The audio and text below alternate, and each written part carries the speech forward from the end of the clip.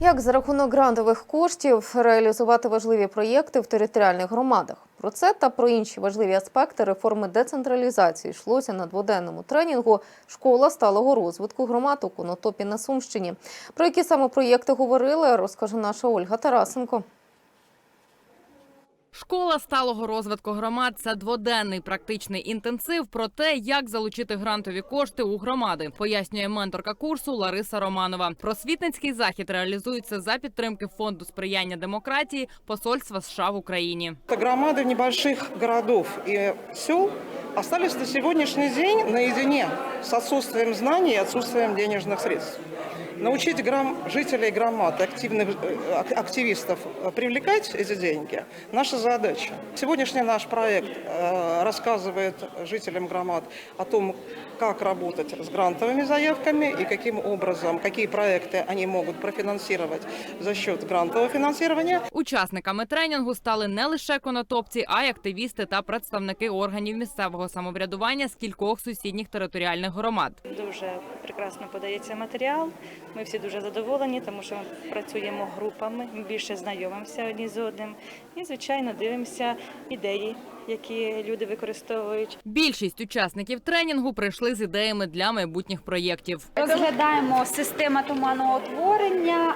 Це проблема в тому, що життєдіяльність людини в період спеки значно погіршується. Я вважаю, що дуже актуально, тому що в нас такого немає, а влітку, коли дуже спекотно, деякі люди взагалі втрачають свідомість і навіть швидкі приїжджають. Працюємо над проєктом по встановленню інформаційних бордів на зупинках. На бордах можна і треба відображати розклад руху автобусів, це в першу чергу. Також можна і треба подавати буде інформацію про погоду, час.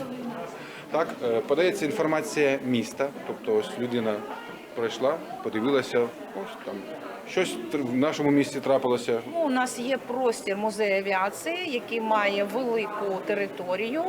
І для мешканців мікрорайону Порт хочемо створити культурно-дозвілєвий об'єкт, де можна було відпочити всією сім'єю. Хотілося, щоб у нас був туристичний маршрут по нашій Дубов'язівській селищній раді, куди входили музейні заклади, наші об'єкти культурної спадщини, щоб наша громада розвивалася. Ну, звичайно, приїжджали туристи, кладали туди гроші. Головний секрет успішного проєкту – зацікавленість автора у його реалізації, каже Лариса Романова. Даже те, кто профессионально достаточно пишет заявки, у них средний процент выхлопа считается 30 выигранных заявок. Мы надеемся, что большая часть из них напишет заявки, в которых мы окажем им, конечно, содействие, не только в плане тренингов, но и в плане индивидуальных консультаций, которые предусмотрены нашей программой «Школы сталого розвитку громад».